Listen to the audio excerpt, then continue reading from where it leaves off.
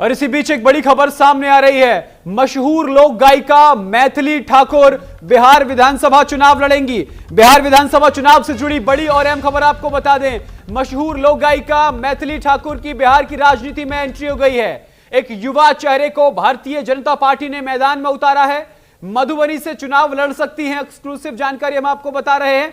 सूत्रों के हवाले से खबर सामने आ रही है। इसी पर बातचीत करने के लिए हमारे साथ मशहूर लोक गायिका मैथिली ठाकुर जुड़ गई हैं। मैथिली, न्यूज इंडिया पर आपका बहुत बहुत स्वागत है। बहुत बहुत धन्यवाद। नमस्ते। मैथिली, सबसे पहले तो आपके भविष्य के लिए और राजनीतिक जीवन की शुरुआत के लिए न्यूज इंडिया परिवार की तरफ से अनंत अनंत शुभकामनाएं। धन्यवाद। कैसा लग रहा है? राजनीति में एंट्री होने जा रही है कुछ ही देर में, हम लोग अभी ऑफिशियल अनाउंसमेंट का वेट कर रहे हैं जी। लेकिन ये तो तय हो चुका है कि मैथिली ठाकुर अब चुनावी मैदान में हुंकार भरने जा रही हैं। मैं तैयार हूँ। अनाउंसमेंट पे डिपेंड करता है कि क्या अनाउंस होता है, कैसे क्या होता है आगे, लेकिन मैं फुली रेडी हूँ। मैथिली, आप सबसे युवा विधायक बनने जा रही हैं, कैसा लग रहा है?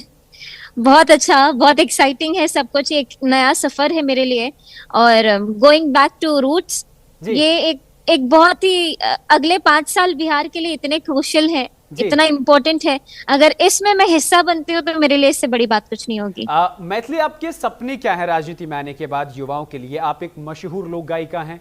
दुनिया का ऐसा कोई देश नहीं होगा जहां भारतीय रहते हो और वहां आपको ना बुलाया गया हो। कुछ दिन पहले मैंने आपका एक वीडियो देखा था, स्टेटस, आप लंदन गई हुई थी, वहां भी आपने अपनी संस्कृति को सहेज के रखा, अपने साथ उस चीज को लगा के रखा। राजनीति में आने के बाद विचारधाराओं के चलते, विचारधाराओं के बोझ तले कहीं अब आप अपने आप को बदल तो नहीं देंगी? युवा जिस तरीके से आपको पसंद करते हैं, आपकी जो सरलता है उसे पसंद करते हैं, क्या वो लगातार बनी रहेगी? ऑफ कोर्स, मेरी जो पर्सनालिटी है, जिस तरीके से लोग मुझे जानते हैं, उसमें कैसे कुछ चेंज नहीं होगा। और बहुत लोगों की ये भी मन में बात थी कि संगीत तो नहीं छूट जाएगा, संगीत भी हमेशा मेरे जीवन में रहेगा आजीवन। और लगातार अगर हम पॉलिटिक्स की करें तो यूथ लोग, जो हमारे उम्र के लोग हैं, उन लोगों से कनेक्ट करना ये बहुत बड़ी चीज है मेरे लिए जी। और आई एम सॉरी, अभी थोड़ा डिस्ट्रैक्शन हो रहा है जी। हाँ, आपकी आवाज आ रही, बोलिए। जी, मैं बोल रही थी कि मेरी उम्र के लोगों से कनेक्ट करना ये मेरी प्रायोरिटी होगी। साथ ही साथ औरतों से भी, हमारी जो महिला सशक्तिकरण की बात अगर की जाए तो ये बहुत ओवरऑल बहुत सारी चीजें हैं। और सबसे बड़ी चीज है कि किसी भी राज्य में जो इंडिविजुअल्स हैं उनके अंदर कॉन्फिडेंस डेवलप होना। सबके एस्पिरेशंस होते हैं, सब कुछ ना कुछ चाहते हैं, और ये अच्छे से सुने जाना, पूरा होना, तो ये बहुत ही बड़ी चीज है। और आगे देखते हैं कि कैसे क्या होता है। मैथिली, आपका मैंने पिछले छठ पर्व से 2-3 दिन पहले एक साक्षात्कार इसी चैनल पे किया था, न्यूज इंडिया पर। मैंने तब आपसे एक सवाल पूछा था। मैंने आपसे पूछा था कि मैथिली, क्या आप राजनीति में आना चाहती हैं? उस वक्त भी आपका यही जवाब था कि अगर मुझे समाज सेवा करने का मौका मिलेगा तो मैं जरूर आऊंगी। यानी कि ये पहले से लगभग तय था। आपका वो वीडियो हमारे पास भी है। ये पहला कॉल किसकी तरफ से आया? उस वक्त तक कुछ ऐसा था नहीं। मेरे अंदर नहीं था। हाँ, उस वक्त था, लेकिन आपने बात कही थी। आज अब जो बिहार विधानसभा चुनाव की शुरुआत हुई है, पहली कॉल कहां से आया था आपके पास? आपके बीजेपी की किस लीडर का आपके पास पहला कॉल आया? मुझे पापा के थ्रू ये सब पता चला कि तन्नू ऐसी बातें हैं जी, और हम लोग उनसे मिलने जाएंगे जी। और उससे मिलने से पहले भी मतलब थोड़ा सा ऐसा महसूस हो रहा था मुझे जी कि शायद इस बार कुछ ऐसा होने वाला है जी। लेकिन जब इस बार में भी 2 दिन पहले पटना में हमारे दोनों बड़े नेताओं से मिली, नित्यानंद राय जी, विनोद तावड़े जी से, हाँ, तो फिर ये जाके एहसास हुआ कि वाकई में मुझे एक अलग लाइट में देखा जा रहा है, जो कि मेरे लिए बहुत बड़ी बात है, बहुत अच्छी बात है। और मैं चाहूंगी कि बिहार की राजनीति में थोड़ी फ्रेशनेस आए जी, जो कि मुझे उम्मीद है कि मैं बिल्कुल। मैथिली, आपका मन कहां से चुनाव लड़ने का? अगर अभी ऑफिशियल अनाउंसमेंट नहीं हुआ है, आप किस विधानसभा को पसंद करती हैं चुनाव लड़ने के लिए? इसमें मत उतरो। देखिए, 2 जिले हैं मेरे, एक है मेरा नानी गांव दरभंगा, एक है मेरा दादी गांव मधुबनी।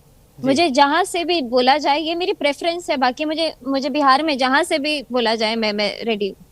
बिल्कुल। बातचीत के दौरान आगे की रूपरेखा भी कुछ तय हुई है? कुछ शर्तें आपकी तरफ से कि अगर मैं विधानसभा चुनाव जीत कर आती हूं तो संस्कृति विभाग में संभालूंगी, ऐसा कुछ? ऐसा अभी तो ऐसी कोई बात नहीं हुई है। अभी चुनाव लड़ना है कि नहीं वो भी ऐसा है कि उन्होंने बहुत अच्छी अच्छी चीजें बोली है जिससे मैं बहुत कन्विंस हुई हूँ कि हाँ मैं पूरा मन बना चुकी हूँ कि अगर मुझे मौका मिलता है तो मैं चुनाव लड़ूंगी। लेकिन अभी सब चीजें खुलेंगी धीरे धीरे आने वाले हफ्तों में, एक हफ्ते में, बहुत कम ही समय में बचा है।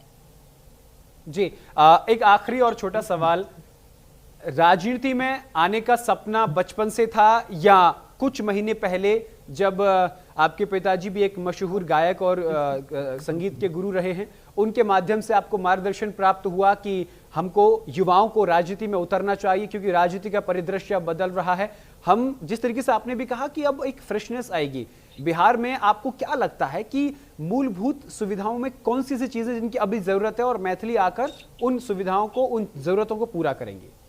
राजनीति में आने का जो ये एक जो मेरी ख्वाहिश थी ये तब से हुई जब मुझे इलेक्शन कमीशन ने कैंपेनिंग के लिए, मतदाता जागरूकता के लिए बिहार का आइकॉन बनाया।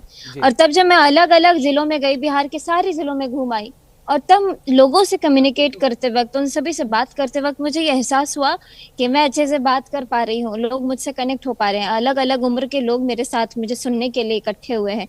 तब मेरे मन में बात आई कि एक न एक दिन मुझे भी लोगों की सेवा करनी है, क्योंकि लास्ट में क्या ही बचता है। मैं सिर्फ अपने बारे में नहीं सोचना चाहती हूँ कि मेरा करियर पे कोई असर ना पड़े, म्यूजिक से बाहर नहीं, सिर्फ अपने कंफर्ट जोन में रहना है, मैं ऐसा नहीं सोच रही हूँ। मुझे थोड़ा बाहर निकलना है और चीजें देखनी है। बिल्कुल। मैथिली न्यूज इंडिया परिवार की ओर से आपके आगामी राजनीतिक भविष्य के लिए अनंत अनंत शुभकामनाएं। हमें अपना समय देने के लिए आपका बहुत बहुत आभार। Thank you so much. तो ये थी हमारे साथ मशहूर लोक गायिका मैथिली ठाकुर, जिन्होंने न्यूज इंडिया पर एक्सक्लूसिव बातचीत के दौरान बताया कि वो अपने दोनों बड़े नेताओं से उनकी मुलाकात और मुलाकात के बाद मधुबनी से भी वो चुनाव लड़ सकती हैं। दरभंगा एक नानी का गांव, एक दादी का गांव है। अब देखने वाली बात होगी वो कहां से चुनाव लड़ती हैं।